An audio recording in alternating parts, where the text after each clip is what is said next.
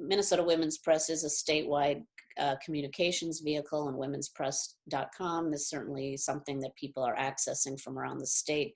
So what could you offer as talking points to some of the readers and listeners who are having communication with their own neighbors in various places where they don't necessarily think that the violence in the big city is something that concerns them or should take taxpayer money? Do you have talking points for those conversations? I think, we are seeing a lot of attention and wanting to have, see a response from many people in government and leadership. But I think also we just bring it to an individual basis.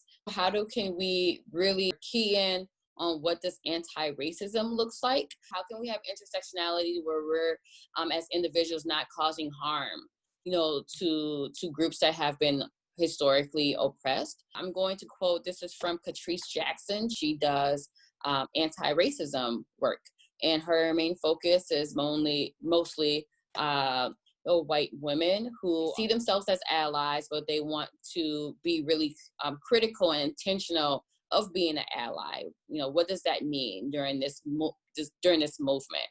And she has this quote saying, if you don't have an anti-racism plan, you plan to be racist. We are all humans, and we all are living off of human behavior that have, we've been socialized in from our family, from our community groups, from our neighborhoods, that, the state of Minnesota usually is very segregated and usually look like us.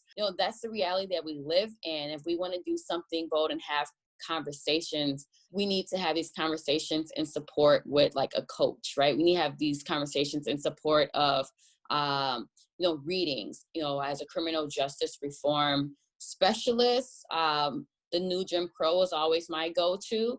It's one of those reads where you have to put the book down and just think, what is life,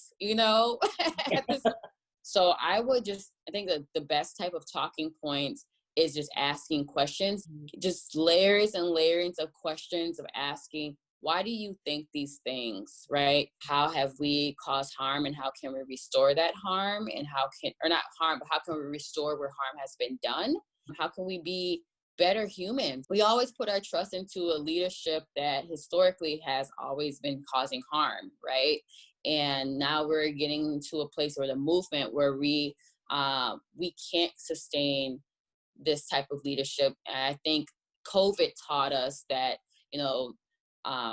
even during the pandemic, that the entire globe needed a pause.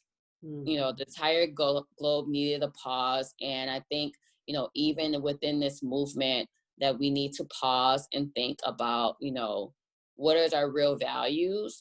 How have we caused harm, and how can we restore that harm? And how can we restore where harm has been done?